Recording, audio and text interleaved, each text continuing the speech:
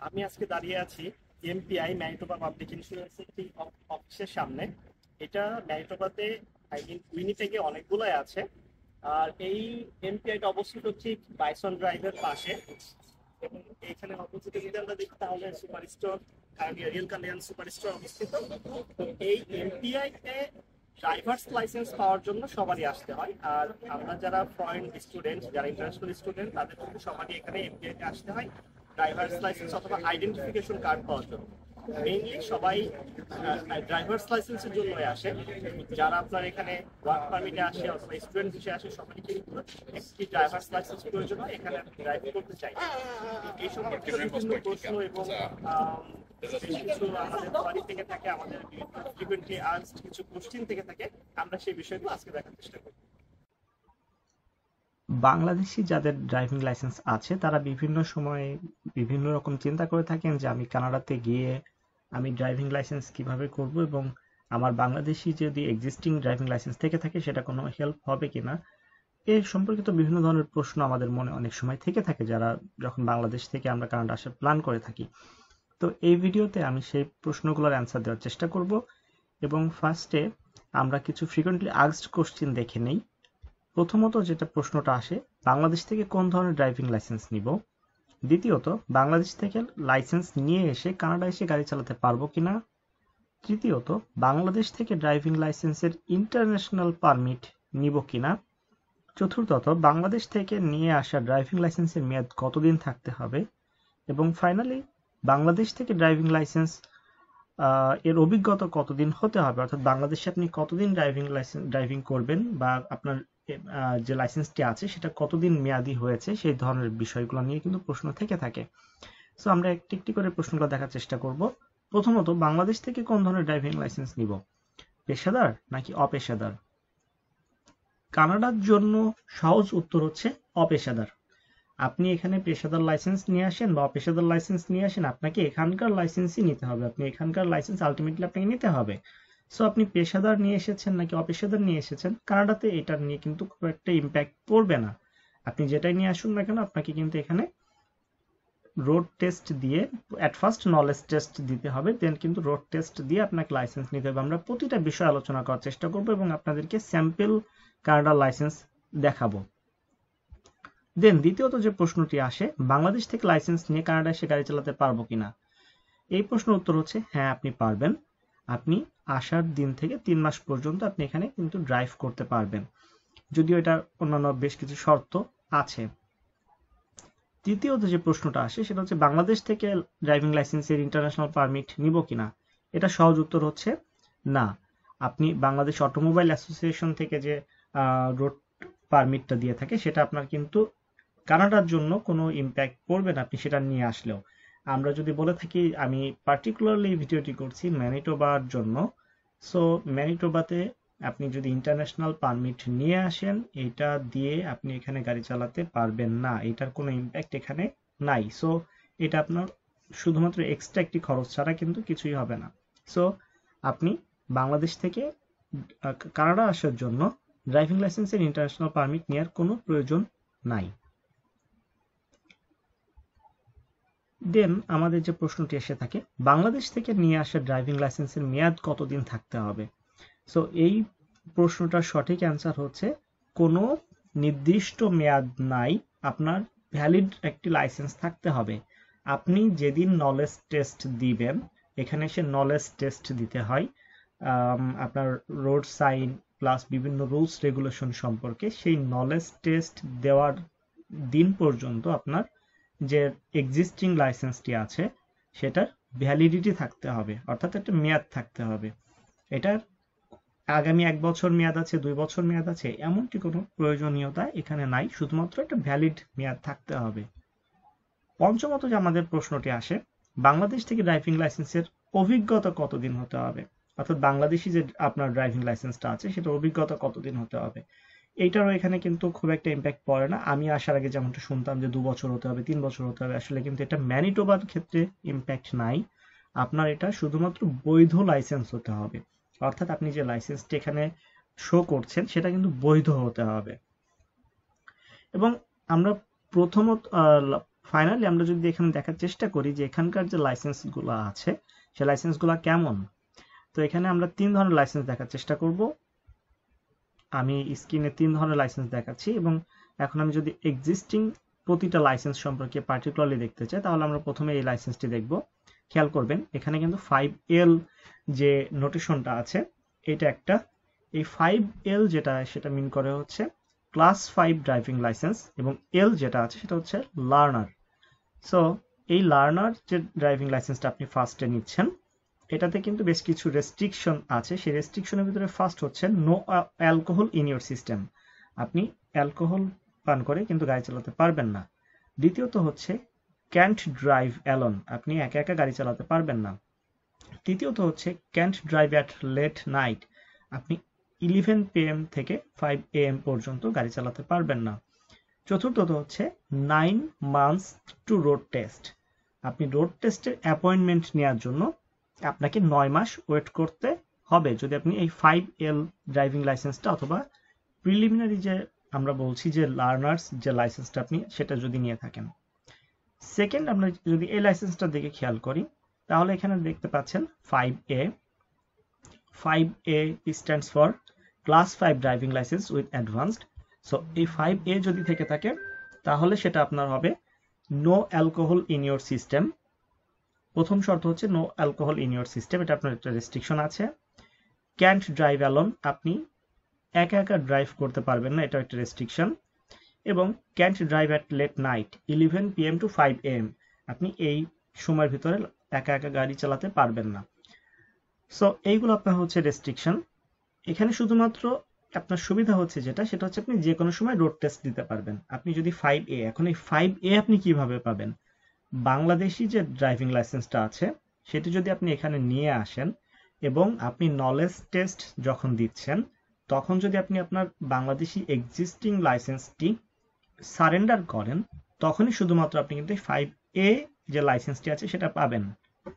আমি আবারও বলছি, আপনি বাংলাদেশ থেকে আপনার যে ড্রাইভিং লাইসেন্সটা এনেছেন সেটা যদি আপনি এখানে সারেন্ডার করেন এমপিআইতে, ম্যানিটোবা পাবলিক ইন্স্যুরেন্সে, দেন আপনি এই 5A লাইসেন্সটি পাবেন।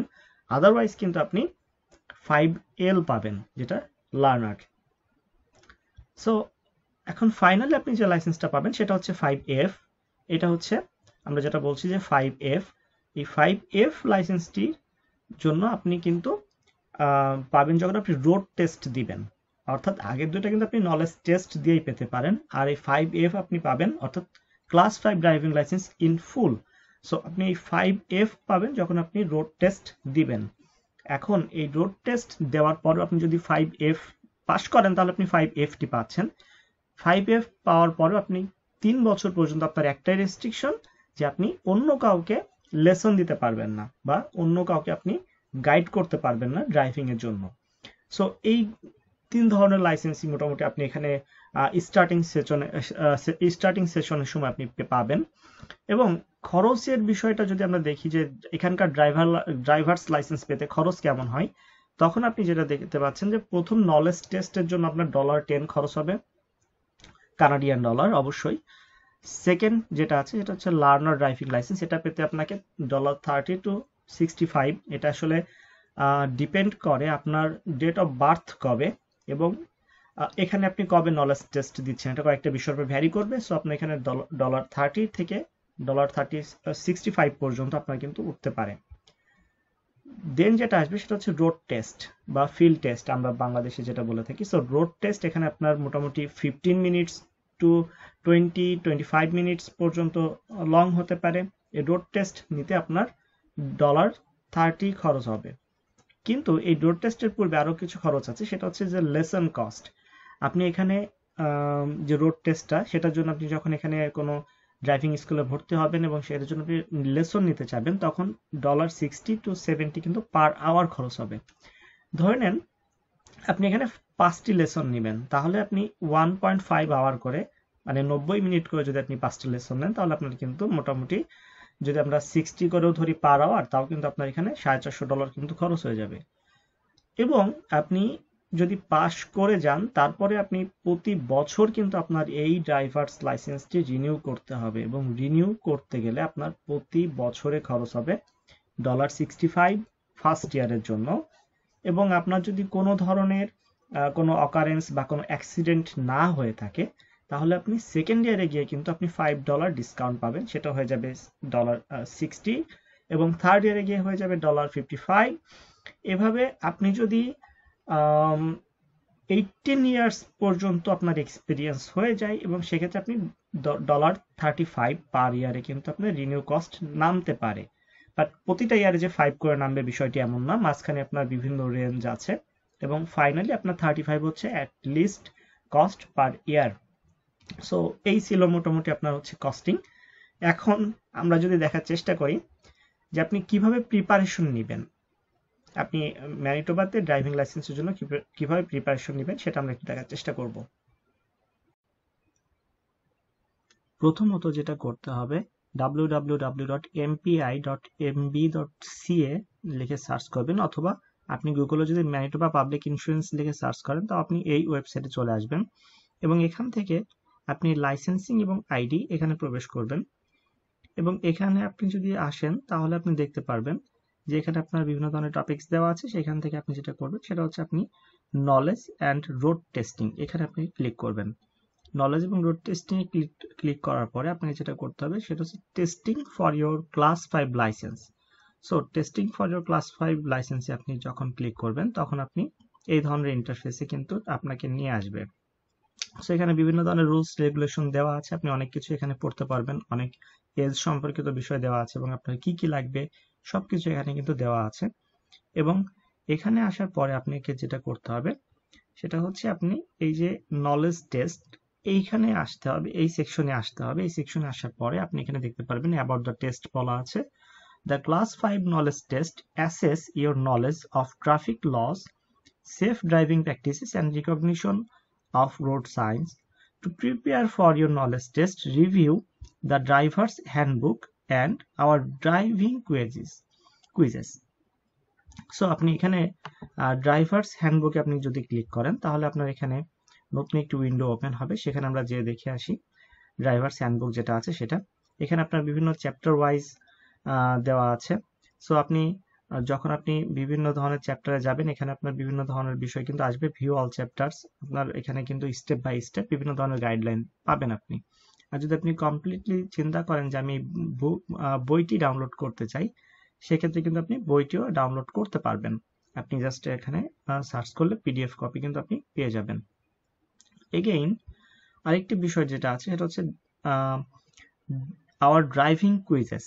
সো ড্রাইভিং কুইজেস যদি আপনি যান, এখানে যদি আপনি প্রবেশ করেন তাহলে আপনি দেখতে পাচ্ছেন যে আপনার এখানে বেশ কিছু অপশন দেওয়া আছে। প্রথমে কিছু ডেসক্রিপটিভ কিছু কথাবার্তা বলা আছে, এবং তারপরে আপনার এখানে what licence class would you like to be tested on? So আপনি এখানে যেটা করবেন সেটা হচ্ছে আপনি ক্লাস 5 প্যাসেঞ্জার ভেহিকেল, নর্মালি এইটা হচ্ছে এখানে প্রয়োজন হয়। সো ক্লাস 5 প্যাসেঞ্জার ভেহিকেল আপনি যখন সিলেক্ট করবেন সেখানে আপনার এখানে অপশন আছে যে আপনি কি শুধুমাত্র সাইনগুলোর উপরে আপনি রোড টেস্ট দিতে চান নাকি ওভারঅল উপরে।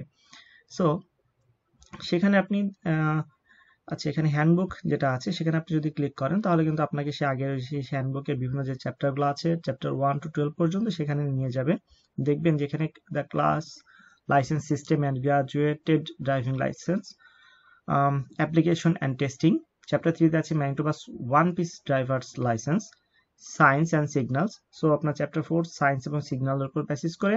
চ্যাপ্টার 5 এ starting, lane changing, curves and turning, driving responsibility, sharing the road, backing and parking, etc আপনার বিভিন্ন চ্যাপ্টার কিন্তু দেওয়া আছে। সো আমরা যদি চ্যাপ্টার 4 এ এখানে যে দেখে আসি সায়েন্স অ্যান্ড সিগন্যালস গুলা কেমন, তাহলে কিন্তু আপনি এখানে সায়েন্স এখানেও আপনার কিন্তু আপনার সাব চ্যাপ্টার্স গুলো আছে। তো আমরা প্রথমেই যদি দেখি যে সাইন শেপস, তাহলে আপনার এখানে যে fluorescent yellow green Pentagon indicates school area একটা সাইন দেওয়া আছে। তারপর আপনার এখানে বিভিন্ন ধরনের কিন্তু শেপ এবং সাইন কিন্তু আপনি পাবেন। তো এভাবে আপনার প্রতিটা চ্যাপ্টার ওয়াইজ প্রিপারেশন নিতে হবে। তারপরে আপনার এখানে আছে ওয়ার্নিং সাইন্স, তো আপনার এখানে যে বিভিন্ন ধরনের ওয়ার্নিং সাইন্স আছে এগুলো সব ধরনের যে সাইনগুলো আছে আপনার সবগুলোই কিন্তু আপনাকে জানতে হবে এবং বুঝতে হবে। সো এভাবে আপনার এই সাইনের বিভিন্ন চ্যাপ্টার আছে। দেন আপনার আমরা যেটা বলছিলাম যে আপনার এখানে কুইজ, তো আপনি ড্রাইভার্স হ্যান্ডবুকের সাথে সাথে আপনি এখানে যদি কুইজ দিতে চান তাহলে আপনি কতগুলো প্রশ্ন আপনি এক্সপেক্ট করছেন। নর্মালি আপনি যখন নলেজ টেস্ট দিবেন তখন কিন্তু আপনার 30 করে কোশ্চিন আসবে এবং সেখানে আপনার 24 কোশ্চিন কিন্তু কারেক্ট করতে হবে। সেটা যাই হোক, এখন আপনি এই 20 করে কোশ্চিন কিন্তু ম্যাক্সিমাম নিয়ে আপনি আপনার এখানে কুইজ দেওয়া শুরু করতে পারেন। তো আপনি ক্লিক স্টার্টে যদি আম, এখানে প্রেস করেন তাহলে কিন্তু আপনি এখানে দেখতে পাচ্ছেন যে আপনার এখানে কিন্তু অলরেডি প্রশ্ন আসা শুরু হয়ে গেছে। How do you drive defensively? So এখানে আপনার একটা প্রশ্ন অলরেডি চলে এসছে। সো এভাবে আপনার কিন্তু 20 নাম্বার অফ কোশ্চিন আসবে এবং আপনি এভাবে মোটামুটি আপনাকে প্র্যাকটিস করতে থাকলে আপনি মোটামুটি ফাইনালের যে নলেজ টেস্ট যেটা আসে সেটার মতো কিন্তু আপনি আপনার প্রিপারেশন নিতে পারবেন এটা, এবং এটা আপনার জন্য হেল্পফুল হবে। সো এই প্রিপারেশনটি আপনি যে কোনো জায়গা থেকে বসেই নিতে পারেন। তবে যখন আপনি আপনার নলেজ টেস্টের জন্য রেজিস্ট্রেশন করবেন সেখান থেকে 10 দিন পূর্বে আপনি যদি খুব ভালো মতো স্টাডি করেন তাহলে কিন্তু আপনি নলেজ টেস্ট একবারে ওভারকাম করতে পারবেন। তো এভাবেই কিন্তু মোটামুটি আপনি আপনার প্রিপারেশনটা নিতে পারেন। আমরা এই ভিডিওতে অনেকগুলো বিষয় জানার চেষ্টা করেছি। ধন্যবাদ। পরবর্তীতে যদি কারো কারো কোনো পার্টিকুলার কোয়ারি থেকে থাকে ড্রাইভিং লাইসেন্স সম্পর্কিত তাহলে আপনি এখানে কোয়ারিটা রাখতে পারেন, আমরা সেগুলোর বিষয় নিয়ে কিন্তু আলোচনা করতে পারি।